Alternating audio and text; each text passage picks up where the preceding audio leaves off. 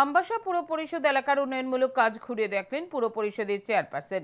আমবাসা পুর পরিষদ এলাকায় বিভিন্ন উন্নয়নমূলক কাজ হাতে নেওয়া হয়েছে। প্রত্যেকটি ওয়ার্ড এলাকায় রাস্তা সংস্কার, ড্রেন নির্মাণ সহ বিভিন্ন কাজ চলছে। পুরো এলাকার 10 থেকে 11 নং ওয়ার্ডে রাস্তা সংস্কারের কাজ ইতিমধ্যেই শুরু হয়েছে।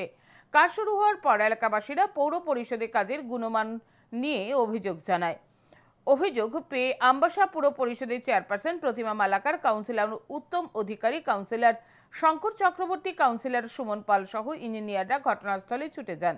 কথা বলেন এলাকাবাসীদের সাথে। এলাকাবাসীরা জানায় রাস্তাটি কিছু কিছু জায়গায় বসত ঘর থেকে অনেকটা উচ্চতায় রয়েছে, সেই জায়গাগুলি কেটে সমান্তরাল রাস্তা করার জন্য। প্রতিনিধি দলটি এলাকাবাসীদের আশ্বস্ত করেন যেসব জায়গায় সমস্যা রয়েছে সেগুলি সমাধান করা হবে। কাউন্সিলর উত্তম অধিকারী জানান ইতিমধ্যে এলাকাবাসীদের সুবিধার্থে রাস্তাটিকে নতুন করে ইটসোলিং করা হচ্ছে। কিছু কিছু জায়গায় যে সমস্যা রয়েছে রাস্তার উচ্চতা নিয়ে, সে সমস্যারও সমাধান করা হবে।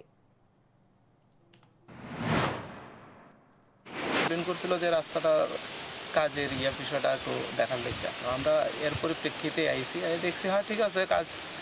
কিছু কিছু এলাকাবাসী যে কইছে একটা জায়গা একটু দেখাইছে যে একটু নিচে নামাইতে সেই জায়গাটা করব, আর কাজটা যেন সুন্দর হয় তার লেগে আমরা সর্বতভাবে প্রচেষ্টা থাকবো। এবং যিনি কাজটা পাইছেন সেই ঠিকাদারের প্রতি আমাদের দৃষ্টি আকর্ষণ থাকবে যে